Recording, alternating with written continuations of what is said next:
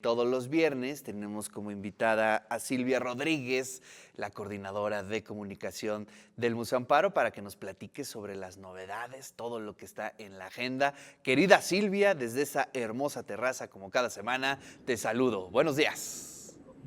Hola Ricardo, buenos días. Como todos los viernes, muy contenta de estar en el De Eso Se Trata y hoy queremos compartir con ustedes que mañana sábado 23 tenemos la inauguración de la exposición Caderapia, un descenso al paraíso, una exposición que es un proyecto realizado por el Museo Amparo en colaboración con el Museo Universitario Arte Contemporáneo de la UNAM.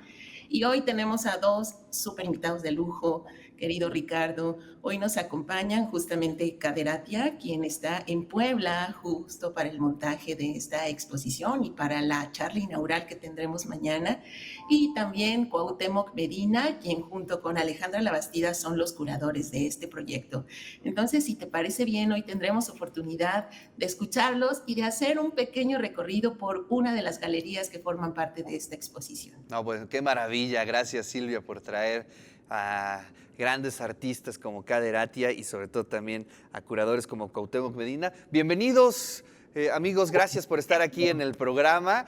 Y bueno, pues es una delicia tener al curador, al artista, para que nos puedan dar una charla en vivo, en televisión abierta para toda la comunidad universitaria y la audiencia. Pues, a ver, ustedes díganme por dónde le entramos.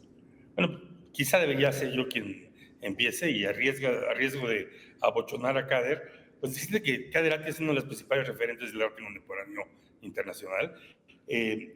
No voy a mencionar premios, colecciones, etcétera, pero sí decir que él representa un momento especialmente importante donde un arte que hace un trabajo crítico en relación a una multitud de temas, pero muy particularmente la continuación de la condición colonial, la complejidad de nuestra experiencia en la época de la introducción de medios artificiales y sobre todo de la duda acerca de los poderes del arte, pero además que conjuga con eso un poder de producción donde el objeto tiene la capacidad de hacer una interlocución muy significativa. Kader es un argelino francés y la obra que estamos mostrando en el Amparo, en Descenso al Paraíso, es por un lado una revisión del trabajo de Kader de los últimos 15 años y un intento de plantear una exploración de una cuestión, que es la cuestión de la pieza central de la exhibición, que es la crítica a la idea de ascenso, de progreso, de paraíso científico. Lo que van a ver, como están viendo ahorita en la pantalla, es un recorrido de una multitud de obras que además gira en torno al concepto de reparación, que mucho eslabona el trabajo de Caderatia. Obras que, como estas que están viendo, exploran la relación, la tensión entre la representación y la importancia que toma para el arte europeo el arte africano y la preocupación por la formación de caras, por la necesidad de reparar en términos de la diferencia cultural de elaboraciones que utilizan la herida o el daño como el punto de partida de una producción estética, y otras que están, particularmente en Occidente, tratando de borrar la cicatriz, tratando de borrar los vestigios de la historia. Y bueno, por ejemplo, esta es una pieza particularmente significativa, que son una variedad de máscaras que, a partir de la lógica formal de una variedad de máscaras africanas, son recubiertas de espejo, lo que produce una refracción tanto sobre la historia del modo en que el arte moderno tomó estos modelos, como de la noción de vernos a nosotros refractados en estos rostros y ser en realidad los sujetos de una especie de representación extraña. Y bueno, quizá acá le quiera hablar un poco de lo que es la pieza principal en esa sala, pero también el punto de partida de la exhibición, que es esta gran instalación que se llama Continuo de la Reparación, la escalera de Jacob. Sí, buenos días a todos. Es importante, de hecho, empezar con esa pieza porque es una pieza que tiene diferentes niveles de lectura. Por ejemplo, al principio el espectador se queda enfrentado una biblioteca de libros que se parece también a una biblioteca olvidada, un poco, como storages. Y girando alrededor de esa estructura masiva, habrá un momento en el cual tendrá la posibilidad de entrar al centro de este cuadro, de este espacio. Y quedándose enfrente de un otro nivel de lectura, es el aspecto un poco, diría, precioso del Cabinet de Curiosité, pero al mismo tiempo crítico y filosofía, diríamos, farmacológico, que tiene el veneno y el remedio. Y porque esa parte es importante, es que, hablando de veneno y remedio, es que se va a quedar enfrente de dos objetos emblemáticos de la propuesta, que es un telescopio y un microscopio, que están juntos, así como un statement de que al final del día el sujeto moderno se quedó con la fantasía de controlar el mundo más pequeño, hoy podríamos decir al nivel cuántico, ¿no? Y la inmensidad del universo. Y pura fantasía que tiene que ver con una cierta creencia en la cual yo veo la modernidad como más como una religión, o sea, la problemática de la modernidad más porque es una forma de religión que la manera con la cual se vende como un proyecto racional, ¿no? Una lógica racional. Pues girando, no les voy a decir todo porque es mejor que descubren, pero habrán la idea, para mí lo que quería es realmente una especie de implicar al espectador en una inmersión que le daría cuenta que no solo miramos con un proceso ocular, o sea, con nuestros ojos, sino con nuestro cuerpo también. Que yo siempre cuido ese vínculo entre mirada y cuerpo y prefiero hablar de body gaze, ¿no? de mirada a cuerpo, de cuerpo a mirada. ¿Y por qué? Porque de una manera así como progresiva, el espectador se va a dar cuenta a partir de un mito religioso, bíblico, que se llama la escala de Jacob. Lo que no lo conocen es este sujeto que se durmió bajo un árbol y vio ángeles bajando y subiendo el cielo, usando una escala. Quería hacer una metáfora, quería construir una experiencia artística metafórica para entender cómo ese tipo de fantasía ha impactado muchísimo el proyecto moderno y de hecho moderno colonial. Oye, a ver, nada más, si me permite nada más hacer una pregunta en relación con lo que decías, Kader.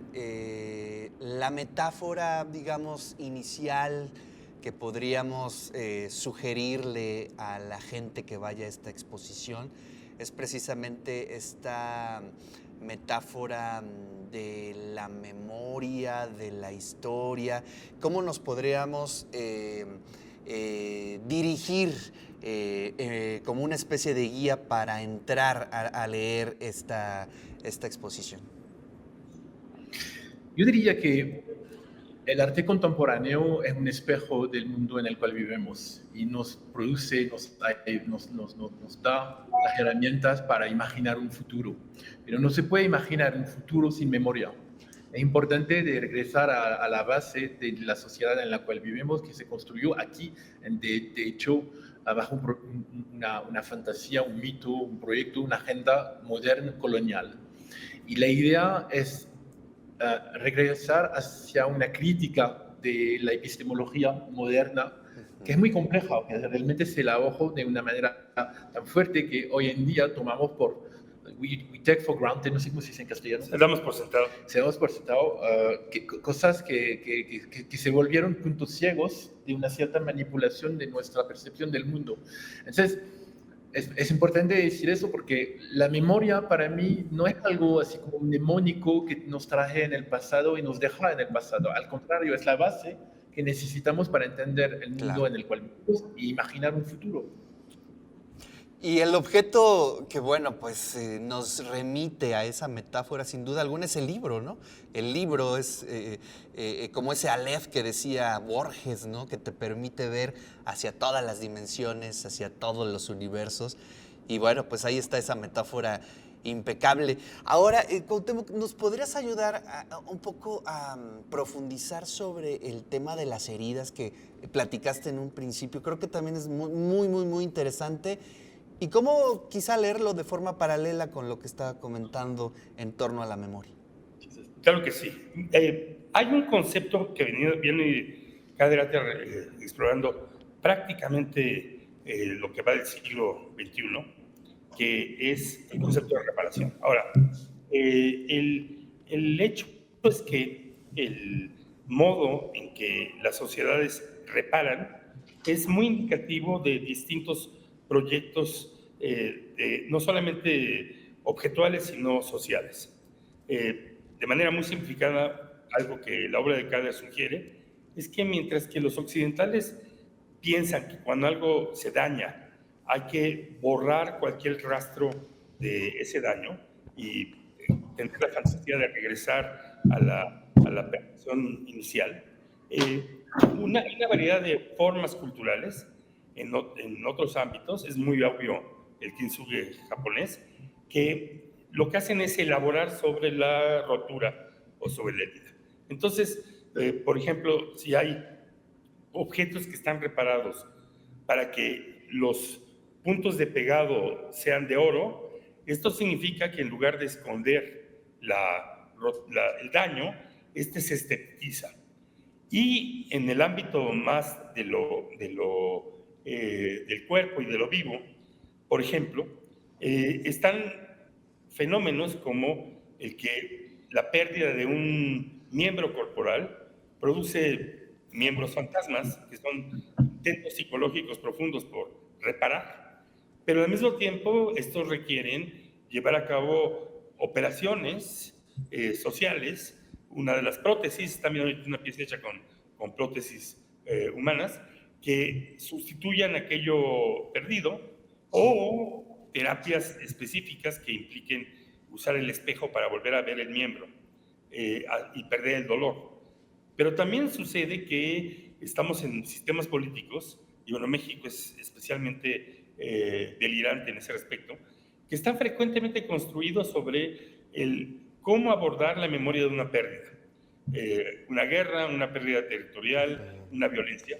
Y la pregunta de cómo es que llevamos a cabo nuestras estructuras sociales en relación de las pérdidas es lo que constituye tanto el espacio de violencia como el posible espacio de comprensión y reconciliación. Entonces, este problema que artísticamente en varias obras Caderati resuelve en términos de explorar alternativas de pensamiento sobre la reparación, se extiende en algunos de los videos en relación a preguntas acerca de qué significa la memoria del daño. Por ejemplo, en esta misma sala hay unos pasos atrás un video sobre el cuerpo postcolonial que parte de un evento particularmente trágico, un sometimiento de un joven racializado en París, que es violentado incluso sexualmente por los policías, y las reacciones sociales en torno a ese evento, que estuvieron divididas en términos raciales y culturales de manera bestial. Y la pregunta de qué significa para quienes están en esta violencia racial, el entenderse como lidiando con las mismas tácticas que se usaron, por ejemplo, en la guerra de Argelia, o sea, como continúa en la vida de las sociedades aparentemente democráticas las tácticas de violencia corporal y de sometimiento corporal del colonialismo, y al mismo tiempo como del otro lado existe una ambición de limpieza étnica implícita, de configurar el cuerpo del otro racializado o como el enemigo a ser sometido, o paradójicamente también en un acto de reparación un poco de términos de proyección esquizofrénico, como el objeto deseable, fetichizable de la música popular y del espectáculo. Entonces, hay una variedad de formas en donde estas obras, que por ejemplo hay unas piezas que son hechas de antiguos durmientes de ferrocarril, que Cader ha reparado con metales, están aludiendo a estos procesos en los que en prácticamente toda sociedad tiene esta tarea. Ahora, el punto es que sucede en las sociedades modernizadas es pretender simplemente desechar lo roto, olvidar lo ocurrido, borrar el pasado y crear un objeto nuevo, sustituto, que enfatiza en su perfección la rotura previa. Creo que lo que acabas de decir describe muy bien mucho de la lógica política, histórica bueno, pues del occidente, podríamos decirlo de alguna forma, y entendemos a la perfección la metáfora en este momento. Pues yo les agradezco muchísimo, la verdad es que ha sido una charla sumamente interesante y no hay mejor invitación que esta charla para el día de mañana, para abrir boca y poder entablar este diálogo con ustedes el día de mañana y hacer el recorrido y tener la experiencia estética allá en el Museo Amparo. Cuauhtémoc, te mando un gran abrazo, gracias por compartir tu tiempo aquí, y Kader, muchísimas gracias también por estar aquí en el De Eso Se Trata. Silvia, mañana, ¿qué hora es la cita? Claro que sí, Ricardo. Mañana los esperamos a partir de las 10 de la mañana para disfrutar de las galerías. La exposición está en las 3 galerías del Museo Amparo y en las salas de exposiciones temporales de la planta baja. Y a las 12 del día vamos a tener una charla con Kader Attia, Cuauhtémoc Medina y Alejandra Labastida para conocer todos los detalles justamente de lo poquito que ahorita han compartido y adentrarnos más en este tema que Kader Attia muestra en su obra. Entonces los esperamos, Ricardo. Igual quiero mencionarles que hoy a la 1 de la tarde tenemos una conferencia, un diálogo para estudiantes universitarios, así que quienes nos están escuchando y todavía quieran sumarse a este diálogo con Cuauhtémoc Medina, pues los esperamos en el auditorio del museo a la 1 de la tarde. Maravilloso. Les agradezco muchísimo todas estas actividades que suman tremendo a la cultura en Puebla. Y bueno, pues mañana yo estaré ahí en punto de las 12 para estar en la charla. Les mando un gran abrazo a los tres y bueno, pues por mañana nos saludamos allá en el Museo Amparo. Gracias.